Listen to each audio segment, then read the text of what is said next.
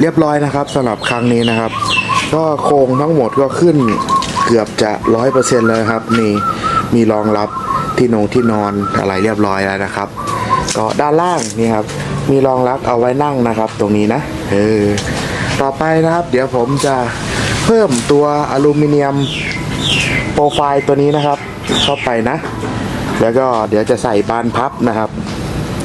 ใส่บานพับตรงนี้นะครับเดี๋ยวผมจะทำเป็นป๊อปอัพนะครับ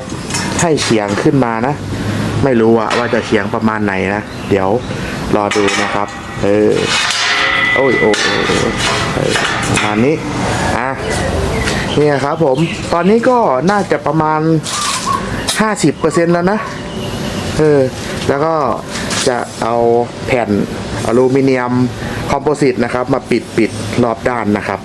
แล้วก็ปิดด้านบนด้วยก็จะไปออกแคมป์ได้แล้วแหละลักษณะคล้ายๆแบบนี้นะด้านในเราจะพัฒนาไปเรื่อยๆนะครับอาจจะมีห้องน้ำเข้ามานะเดี๋ยวรอดูกันต่อไปครับผมใน EP หน้าครับ